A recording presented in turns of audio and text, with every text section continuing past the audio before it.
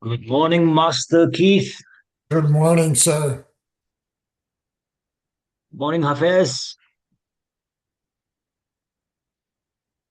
Good morning, everyone. How are you? Oh, good, good. Awesome.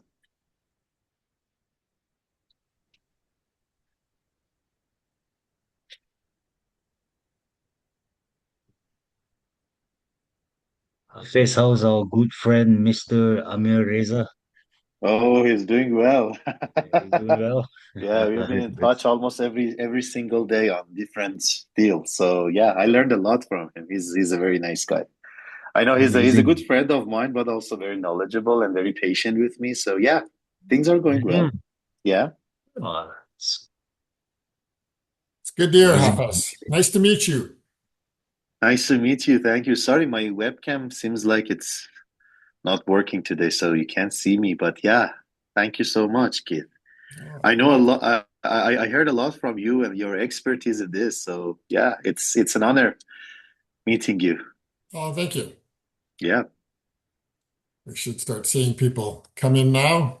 yeah. We even got Sukbir to come on today. Morning. Morning. Morning, Rad. Morning, Red. Yes. Morning. So we got two for Edmonton, three for Calgary. Let's see. Well, my note taker came in, so that gives me four. Oh, there Oh, you no, go. Oh, Irina, we got so. another Calgary.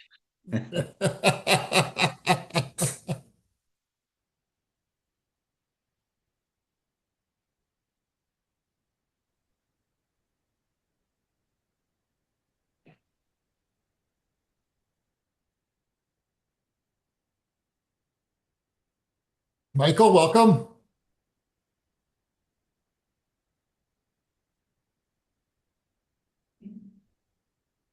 Hi, Keith. Hello. How are you? I'm good, thank you. Good to see you. Good, good. Good to see you too. Good morning, Irina.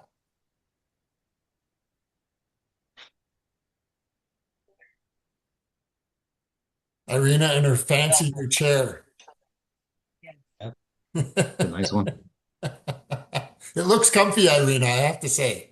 It is comfy. It's pretty soft. All right. How are we doing here? Lots of note takers. Let's see. Ashwarya's here. Good morning, Ashwarya. Hi, Keith. Good morning. Keith, if you make me co-host, I could clean up Oh, the note okay, you takers bet. if you want. Sure. Yeah, I can do that. I'll try. I'm not sure if that works, but Perfect. There you go. You got her now. Dougie, you got her now. right. Let's see. Okay, yeah, I can remove note takers. Okay.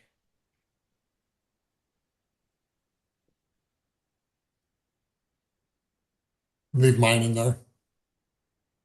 Yes. All right. Well, those who are here get the privilege. Those that aren't, they'll miss out today. So we'll get started. Um, Richard's in Mexico. I'm not, he wasn't sure if he was going to be able to make it on or not this morning. So just because of timing of everything he's got going on there. But welcome and welcome to the Seven Figure Producer Lab. So the Seven Figure Producer Lab was born out of rum and conversation, is how I will put it. Richard and I, we've been talking for actually probably a few months about how do we bring an elevated level of integration, interaction, and transformation for agents.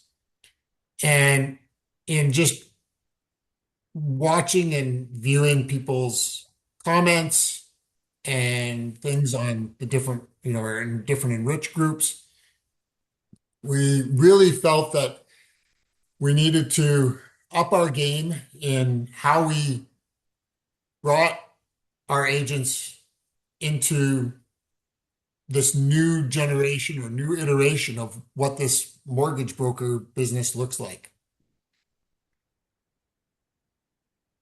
Richard always wants to be cutting edge. I think Dougie is well aware of that. He always wants to lead the way, lead the pack when it comes to what he's providing for agents and what they can learn, what they can take and integrate, what they can implement, and how they can create and produce a business that's going to fulfill their own financial wealth needs as well as those for their clients. And so from that is where we have come to today, with now having the 7-figure producer lab here on Fridays. The format of this lab, it will vary from week to week a little bit. In the beginning, there will be some presentations that I've put together, and we'll go through those and share that information, and then open discussion. For any of you that have been part of the High Performance Lab, you know how valuable the open discussion is as we go through and talk about these concepts. And this is a safe space for all of you to be able to share, ask questions, and even at times after we've gone through stuff, if you have something that is a challenge or an upset, whether it's in your business or in a file, we can look to dive into those. However, so for today, I'm going to get into the material. Before I do that though, anybody have any questions or comments? I can make my first comment. Helped me a lot in these sessions. Irina has been, because Irina is exposed to, the type of volume deals and cases where she has shared in the past, where I did not even think about some of those cases and available remedies that was available. So thank you for those sessions. And Irina, that was awesome.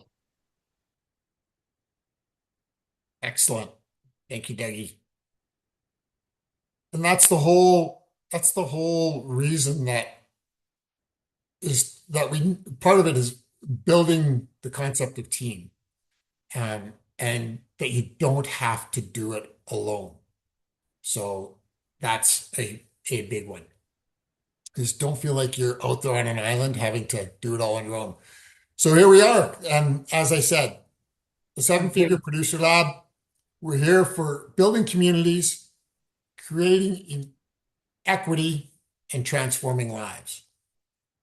Because that's what we do and what we should be seeking to do, not only for ourselves, but for our clients. There's a great shift going on though. Content alone is no longer enough. People expect more because everyone has a course that they're trying to sell. Everyone has a funnel that they're trying to bring people into, and everyone's posting clips. And because of that, people are inundated with a lot of the same information over and over again, just from a different source. So with these funnels and PDFs and clips being commodities now, people are seeing that courses are common, so they're, becoming immune almost to them because they expect that, why is one course any better than the other? However, they want value up front. They want free PDFs. That's an expectation of how you should be. They want you to add value for them to even consider working with you. And short social clips, they're everywhere. So how do you stand out? Sandy's been doing some great stuff on TikTok. I think Sammy's pushing her boundaries there and getting her to, try to stand out in a different way. And in a small community, you have to stand out in a different way sometimes than you do in a big city. It's not always going to be the same for everyone in every location. And also depending on what your client base is that you're trying to attract. However, one of the things that mortgage brokers often fail to do is to actually create their own true community of clients. Because community creates identity, and identity creates retention. when they feel they belong to something that you as well belong to or you created, then that gives and leads to retention, and which creates that enterprise value. So that's one of the reasons for me, I do a lot of business networking and I am involved in a lot of real estate investment groups because those are communities that have identity and have an identity that resonates with me.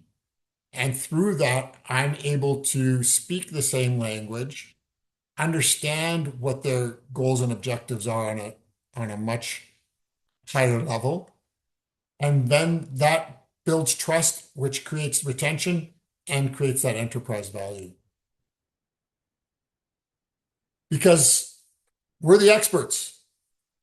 And the reality is that as we look at how is wealth going to be created now, you have to consider that it's not just from doing applications, taking applications and doing transactions. It's the experts who will become the owners of that infrastructure and be community builders, be those value adders that get recognized.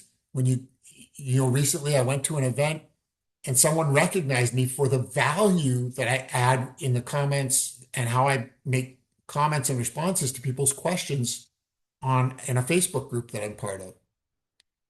And then creating transformation. Because if it's only transactional, you're not leading those people to a different future. So when you are a transformational leader, now you are having an impact and you're being an environment and a source of impact. And then looking at your business and how can you create recurring revenue architecture? What are things you can do that are outside of just doing mortgages that can create recurring revenue? We all know and have seen challenges that happens and how we end up in battles against the banks and other ways that can impact our revenues. So it behooves us to create and build a business with a solid foundation of multiple streams of revenue. And community does what content will never can, and it never will. And that is it gives people a sense of belonging. There are certainly people who believe that they live on an island and they can do it all their own. But those that have a sense of belonging feel that they're part of something. And then they feel that that conversation becomes more open to everything, which is also part of what we're doing here at Enrich Mortgage Group, is creating that sense of belonging, encouraging people to engage in conversation. And that overall leads to retention, not only for agents in their business as mortgage brokers, but for our mortgage brokers with their clients. Because now, if the agents are engaging in the conversations and have a sense of belonging within Enrich Mortgage Group, when they go and talk to clients, if they have questions, they know that they can go and get answers readily and quickly to be able to respond. And they can leverage the experience and knowledge of the group to help them to also be successful. And finding out how are other agents in the office, how are they creating recurring revenue so that there's that ability to create and build that wealth, which does create a valuation growth for your business. So consider content versus community. Content creates attention, community creates loyalty. Attention is great. Loyalty is where the rubber hits the road and where the money hits the bank. Because content is one to many, whereas community is many to many. And that's where your referral business builds. People start to remember your name and you to be the first one that they think of. Because content is just consumed, and the doom scrolling, how that's happening, how much of it is even consumed could be questioned. But when you have a community, people that see you and the community that you're in, when they see your content, they'll be more engaged. So we have to consider that we've got to attract and bring in the right people. So as opposed to trying to attract everyone, attract those people that resonate with the things you do. So for me, I referee wheelchair basketball. So I do post things about wheelchair basketball because I want those people to be, I want to attract those people. I also post things about real estate investing because I want to attract those people, as opposed to just blanket trying to attract everyone. And then engage by creating valuable interaction within those groups of people that you want to attract. And then offer them the opportunity for a transformation, something that they didn't expect was even possible. Because when you give someone a transformation and they truly feel that you have given them something for them to look at something differently than they ever thought they could, now you're delivering those real results. And guess what? When you transform someone and you deliver those raving results, they will be your advocate. And they will be your raging and raving fan who will want to have other people experience that same feeling that they did. And they'll refer and bring others to the group. And then your community starts to grow and it expands and you start to build and create immense momentum. So if you're thinking that social media is the place where you can build your community, you're still playing small. You need to build it outside of social media because we can't keep up with the algorithms and the way they change. The rules change for how those apply. The reach changes because TikTok decides that they're pushing this, not that, whatever it is. And taking ownership of your community matters critically.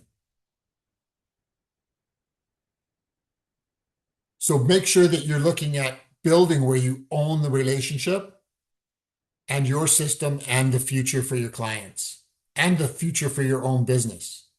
Make sure you own your database, that you own your community, that you own the client's journey and take responsibility for it, and own your own revenue architecture.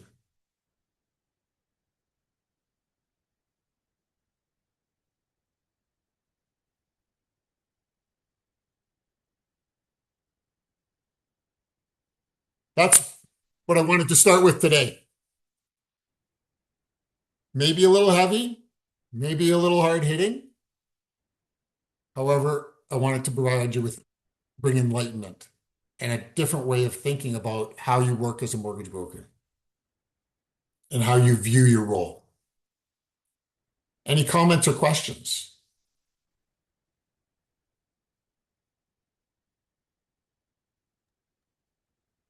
Yeah, I agree with what you're saying. I think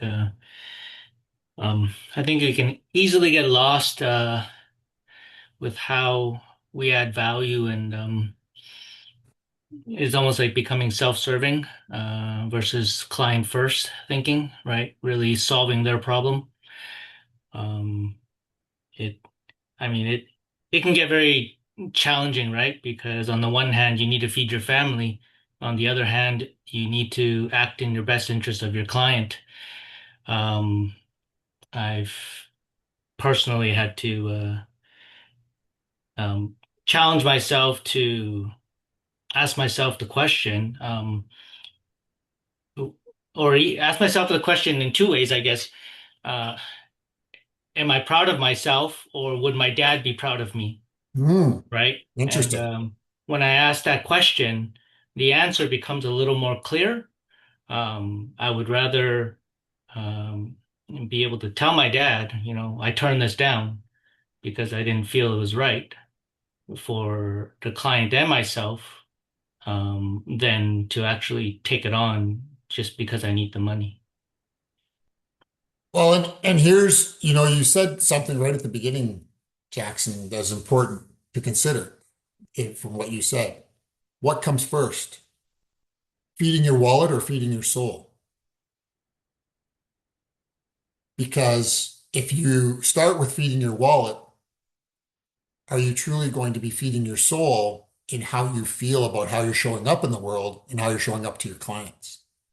Versus feeding your soul and having that feeling of greatness and the feeling that you're providing value to everyone, and then being willing to let that work for you to then feed your wallet.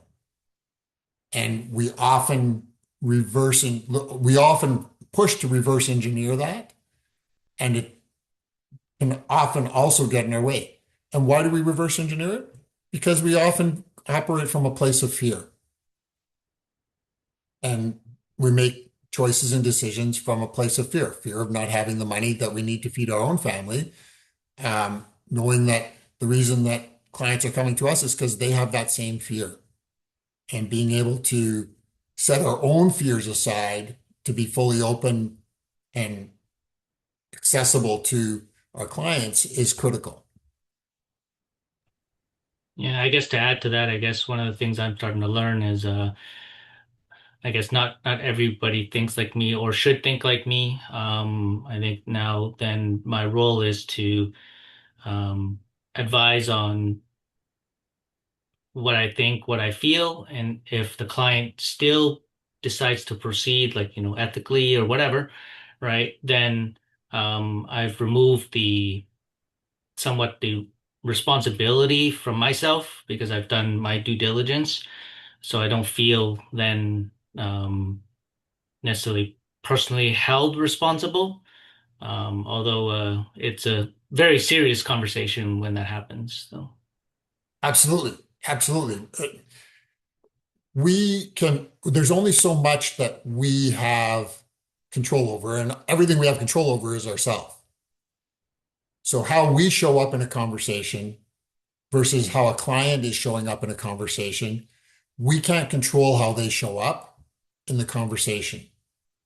All we can control is how that conversation progresses and moves forward, and then make a decision as to whether that is someone that we actually even want to work with. Because there is power and strength in saying no. And as hard, especially for new agents, as hard as it can be to say no, sometimes you just have to say no. Especially if whether it's a realtor or whether it's a client, they come to you and ask you to do something that doesn't fit with your morals, ethics, values, beliefs, whatever it is. And it might not be that it's something criminal or whatever it is. They may make a comment that makes you believe that they're racist or sexist or whatever it may be. And you just might be like, yeah, I can't do it. And there's power and strength in that for sure. James, go ahead. Yeah, I just wanted to share what resonated with me with what you were talking about earlier, and that was building community. That really resonated with me because, everybody talks about social media, starting a social media page, AI, and all of these stuff. And, it gets saturated. Everybody's doing it. Some are late, still working on it. I'm still working on it. And we're all so caught up in that, but everybody's doing it. And then when you mentioned building a community, that's actually really smart because there's not a lot of people, especially in our space, brokerage space, that are going out there. We're all at home, our offices working. It's not a lot of people that does that, I believe. So that's a really good idea, I think. And yeah, I'll be working on that. And I kind of do that already, but listening to what you said, I'm gonna need to do that more. And but yeah, I just wanted to share that. That's really cool. I really like that. And you know what? Not to jump ahead on some other things Richard and I have talked about. There's some other things we've talked about to help agents to start to build that community as well. So there's some things that he and I have talked about to be able to help agents to do that as well. So um, look forward to some things coming up probably in the fall since we're already in June. likely for the fall, but there's some things that he and I have talked about as well in that sense. So That's great. Thank you. yes, we're already in June, Stu. Yes, we're already in June. Yeah, still, like, how? Yeah. Yes, absolutely. Any other questions, comments, insights that you had, or even any kind of challenge or fear that brought up for you? Irina, go ahead. I can just share our experience of building a community because my husband and I, we have been working in it for several years now. And it doesn't always have to be really complicated and expensive. So, one of the most successful events we run every year is Ooh, our guy annual picnic. talking to, he's using service under Alexia's name now. Okay, yeah. So every September we have it at the park, and we found a really good location. And the only challenge is that we cannot book it officially. It's kind of like first come first serve. So we have to show up there at 7 a.m. so we can reserve it. And yeah, like last year, over 500 people showed up. And why we love this type of event is actually people get to meet each other. And then we hear about people who found their, employment through that event because they talk to each other. Somebody needs an employee and another person is looking for a job. And we try to make these events not, we don't talk a lot about business. If people talk to us with specific questions, we'll definitely answer, but we don't make a huge presentation or, try to sell something. We kind of make it more about people. We give them a chance to connect, to talk. Usually it's like great weather, lots of space, kids are running outside, so everybody enjoys it. And it's fairly simple for us to organize such an event because we don't need to rent the place. Like food wise, we make it fairly simple, just some hot dogs and drinks. And then we also say that people can bring whatever they want, so we have some food provided by us, but then people can bring their own food as well to share with others. And yeah, so this is the type of event that can, like, I think anybody in this group can organize. And yes, the first year it will be small. We have been doing these picnics for, I think, over 10 years now. And I think the very first one was probably 20 people, but still, like 20 people, it's good, you Yeah. talk. And now it's more challenging for us because sometimes people have to line up to talk to us, especially to Alex and I, because they like everybody knows us. Not everybody knows our team. So yeah, so sometimes people come early so they have a chance to talk to us. But this is something that I think is easy to organize. Everybody enjoys. Just pick the right date. We never do it in the summer because everybody is on vacation, but September I find is the right month to do it because it's still nice and warm. Usually the weather is pretty good, but everybody is back to school, back to work, not that many vacations anymore. Yeah, so just something, to share. It's amazing. Thank you for the share, Irina. And that's the reason that, like, Irina just emphasized the reason for this lab, and that is to share ideas freely and openly. One of the biggest things that I have to say we often run into in ourselves when it comes to this business is we discover something unique that works for us, and then we're afraid to share it because we don't want other people to take it and use it, and because we're afraid that, well, if they take it and use it, they might take clients away from us. And that is a mindset shift that I challenge all of you to overcome and to get rid of. Because one, as a mortgage broker community as a whole, we only become stronger the more we can help more people. Two, I'm me. I talk the way I talk. I do my business the way I do. Irina does hers the way she does. we both have created successful businesses, both in different models. So it's possible for that to happen and for everyone to have success when we freely share. And the more that we have a mind of sharing that everyone can be successful, the more successful we actually will be ourselves. Because you actually learn more about yourself the more you share. And so when I show up to Irina's barbecue at 7 a.m. to make sure I get a chance to talk to her, then see how she does it, right? But that's a fantastic way that she's showing like how she's built that community. I know a realtor that does something similar as well. Actually does a couple of things. He's actually got free ice cream down in Silverado this weekend on Sunday. He does free ice cream down every year, and then he does a picnic as well usually. So just these are fantastic ideas and fantastic opportunities to start building community if you want to do that. You don't have to do it. The choice is yours, but your future is also yours. So keep that in mind.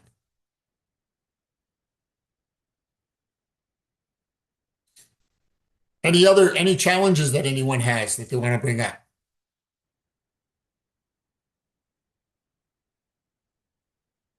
This is your time.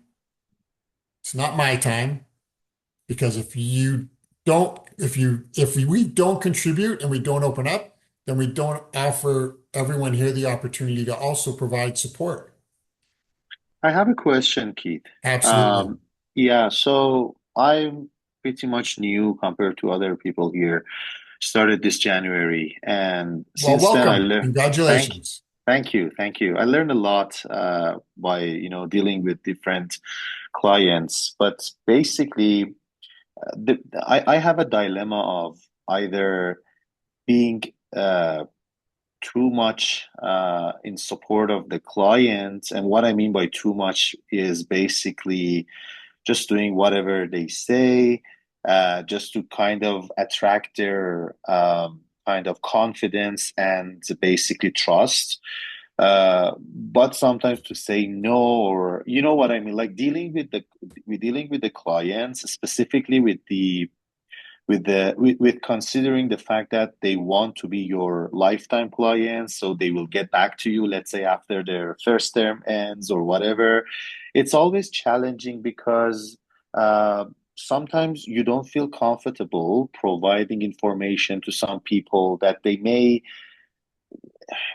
It's really hard to even ask my question. My real point here would be just not to confuse you guys, is basically uh, what level of uh, communication, or what level of uh, basically comfort should you provide to your customers, not to overwhelm them, but simultaneously attract their trust. Hopefully, I would transfer my message to you clearly, but like, this Yeah. is always the dilemma I have. Yeah. Okay. So one of the most important things you can do in a conversation with someone who you don't know, and even a little bit with someone maybe who you know a little bit, is to find out what the current challenge, problem, or upset is that they are facing. Hmm.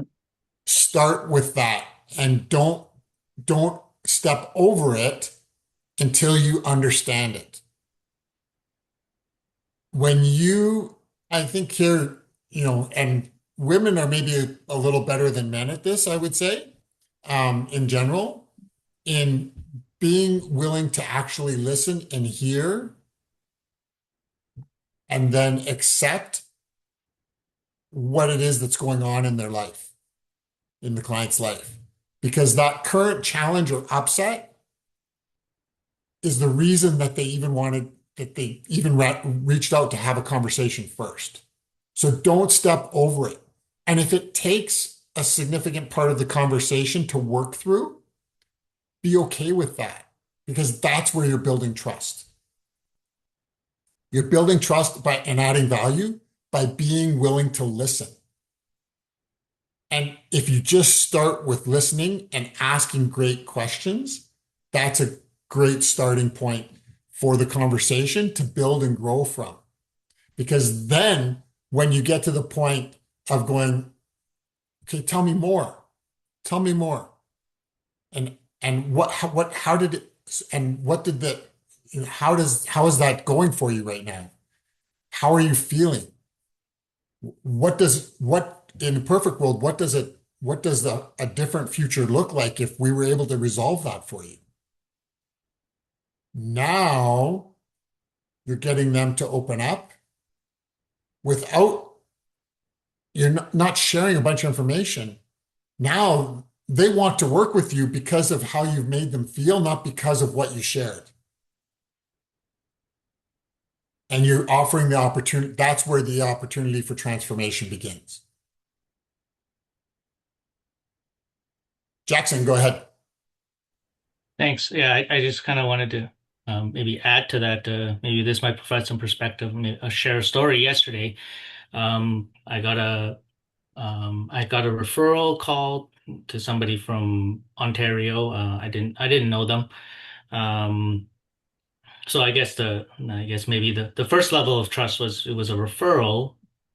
So I had a little bit of a benefit there, but the conversation really started with, oh, like tell me a little bit about yourself, right? And um, I was able to pick out, they got a daughter that's 20 years old, like in third year university criminology, and then they have a mom that's 95 years old.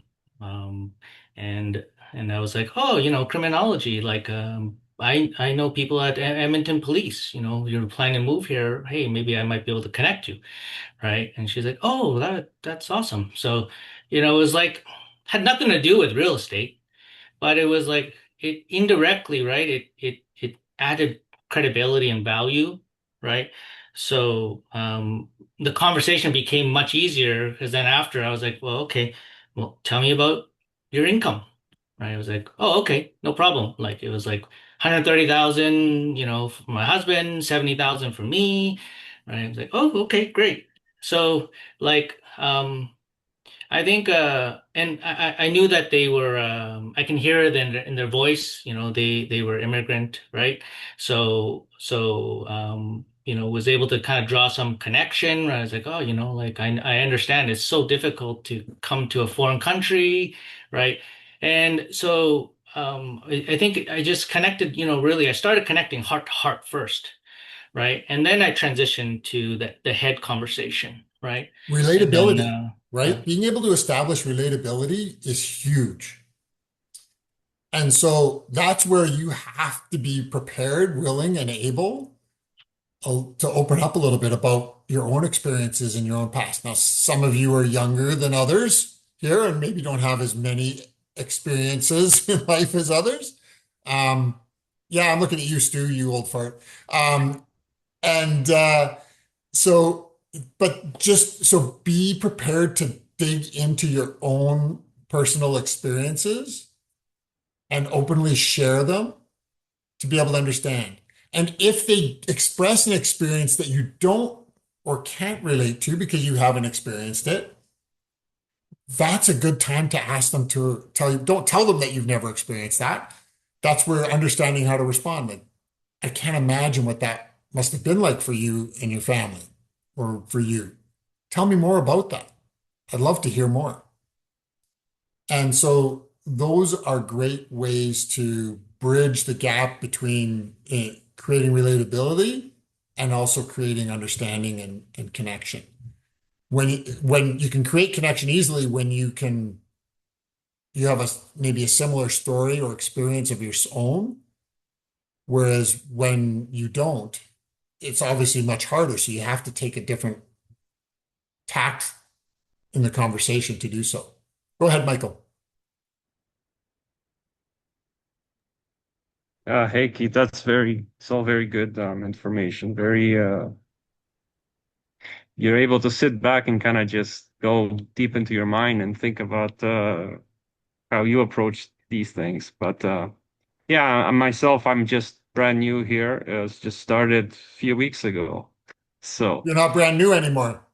No, I'm not. Yeah, I'm so experienced. After this meeting, I'll be so experienced. But anyway, just I'm at the point right now where I'm just building a network from probably people I know, I or I met recently, or at least few years back. But I was thinking about providing them a value, even if they don't need a mortgage right away, or the renewal date will be next year, let's say. But I want to provide them value right now. I talked to them, I want to provide them value right now.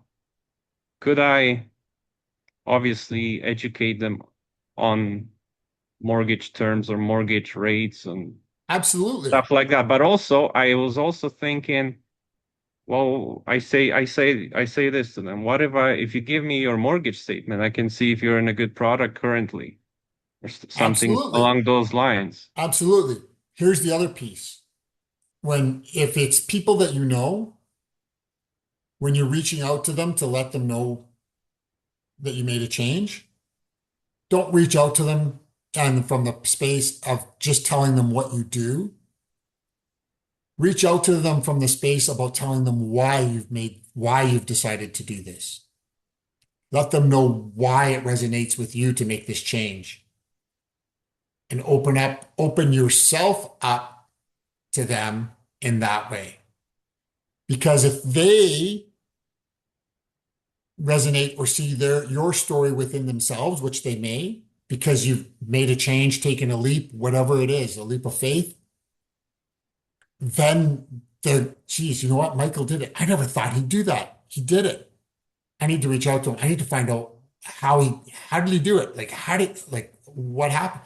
It could generate conversation when you tell the story, your own story, why you made the choice.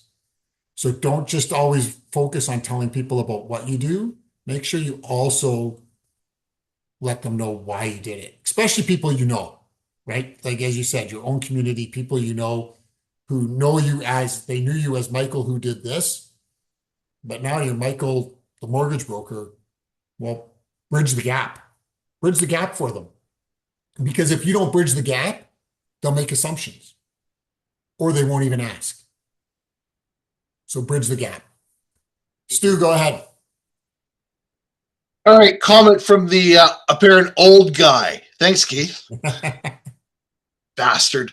Anyway, Michael, congratulations, but you're not new, Michael.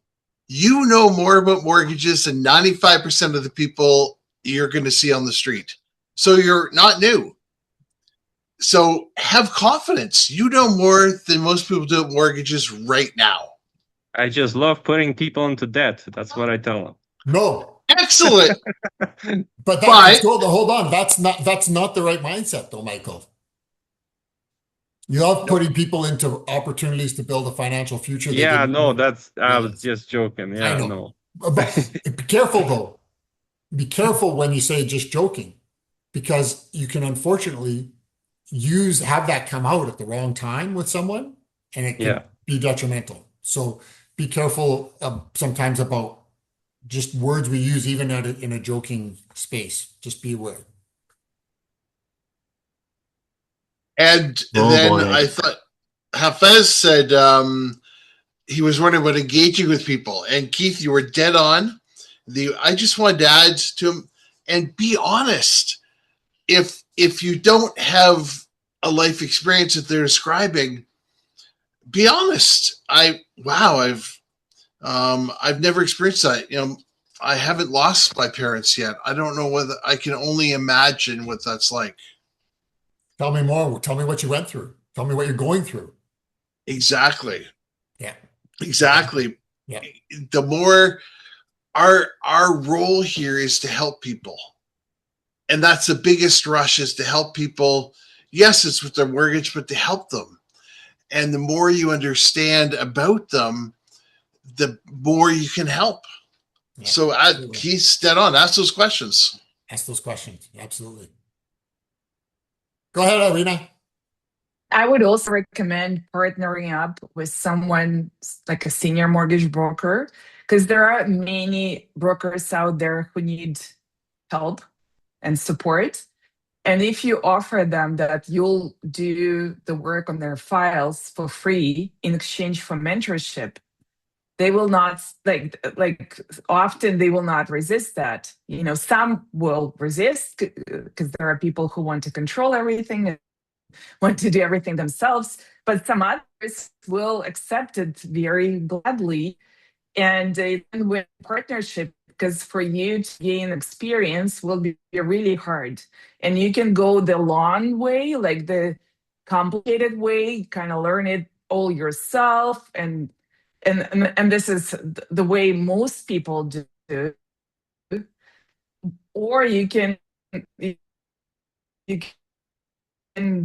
do a shortcut, partner with someone huge. I'm fairly recent in the industry, but I work with this person who has been in the business for 20 years, and they've seen it all. So every deal I run by them, they check the documents, or they check my logic in the file. So this way you will, because I think for starting agents, the biggest challenge is actually self-confidence. How can you sell yourself when you know that you don't know much yet? You haven't seen those hundreds of files yet. You don't have that knowledge yet. So, and also many mortgage brokers are now in that stage of their business where they're thinking about retirement. And if you find someone who is at that stage of life, and if you partner with them, and maybe you make something, like you make an agreement that for a couple of years you will work together, and then you will inherit that book of business, and yeah, there can be some monetary value attached to it, but like just find creative ways how you can approach someone in the industry who is ready to retire, make their life easier, have them work less and enjoy life more. Because we often think about the like what stage in life we are at. We also think that everybody else is kind of like same stage in life. But sometimes, like someone who has been in the industry for many years and they made a lot of money, for them, free time is probably more valuable than more money. So if you find a person like that, then you'll offer them more free time, and this is what they want, and you will get more money. This is what you want at this point in your life. Yeah, absolutely. Thank you, Irina. And it's not, and as you say, it's not always about the knowledge you have as it is about how you make people feel. And so if you approach the conversations from how you want to make them feel, the fact that you don't know an answer and you say, you know what, let me get back to you on that. You don't have to say, I don't know. Say, let me confirm that and I'll get back to you. But that's also a great follow-up to show your commitment to them, to get them and share the information with them too. So that's a great opportunity. So thank you. Yeah, just Keith, sorry Yeah. to interrupt you. Just adding to this, actually, it really works for me. Like the topics that I'm not aware of, or possibly have limited, well, there are different topics that, I'm not sure, like what level of, like what topics can we talk about? For example, if it's a legal matter, or if it's something about like the citizenship status, those kinds of things, I can give you multiple. I think I also sent a couple of questions in our WhatsApp group, but like those are the questions that we are facing from clients. We are being asked by clients, like I have this, let's say, limitation. Can I buy my first property as a rental property, etc.? Those kinds of things. Like, how confident shall we answer those questions? And is it going to create a level of like some sort of like, if something, for example, if we are not sure about something, how can we get back to the client confidently? Like, definitely it works that we say, oh, I don't know the answer, I can go and search, but sometimes maybe it's not the right answer at the end of the day, or it's not the answer that a mortgage broker should provide to them. How are you going to deal with this? So you've addressed two different things in there. So one, if it's a mortgage related question, you need to search out the answer and provide them with the best answer you can based on the information you have, right? Everything's conditional to having an application and documents to review to verify that whatever it is appropriate to them. Now, if it's related to immigration, or that's where having and building a community of partnerships or referral partners or connections within the business world becomes another critical part of your business, so that you become the go-to that people will ask when they need something. Somebody they moved into their house, they have a plumbing issue, they reach out, what plumber do you use? They have their business, what accountant do you use? They have, I need friend of mine is moving. Do you have a mover? Whatever it is. Do you have someone that cuts grass, clears snow, washes windows, does HVAC, does furnace cleaning, whatever it is, you want to be insurance. You want to be the go-to source. That's part of building community as well, is that people see you as a resource and a source of trusted partnerships or relationships with other service providers as well. So start with the people that you've used to do things for yourself in talking to them to see what they can offer. And outside of that, then that's where, immigration, you need someone to talk to about immigration. There's several agents here that could give you a recommendation on who to reach out to and contact to talk to about immigration. I wouldn't be one of them because I don't deal with a lot of those clients. Would I know where to find one? Absolutely, because of my network of people. And I've met some people that specialize in that. But it's not the type of client that I work with on a day in, day out basis. Whereas Irina, you ask her that question, she'll be like, here's who you talk to right now. So perfect. Yeah. right, So basically, that's the power of community. Mm-hmm. And we should, as mortgage brokers, we should welcome these types of things because that's going to create a trust at the end of the day. Absolutely. Got it. Thank you. That's why for me, that's one of the reasons why business networking is so important to me, is because I get to build relationships with people. And in some cases, people that I won't necessarily use for my own services, just because they do something that I don't necessarily need. But by getting to know them and what they do, and over time getting to know them as a person, I'm okay to refer someone to them because I've gotten to know them as a person, even though I haven't used their services. All right. Thank you, everyone. Stu, you had a question, I think. Well, it was deal specific. I don't know if you want to go there or not. Sure. Go ahead. We've got 9 minutes. All right. Have a client who owns several rental properties. Okay. The subject property, we have to renew the second mortgage. Trying not to blanket other properties. Client has very little declared income. Most of her income is in a couple corporations. And her credit score is 630-ish. Okay. Is this a private second? Yeah. Okay. And trying to time it so that when the first renews next September, both renew simultaneously, but loan to value?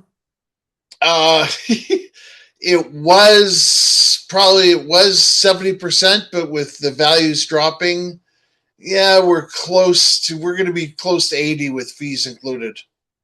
Okay. Well, and some lenders will go to 80 on seconds where they want them first.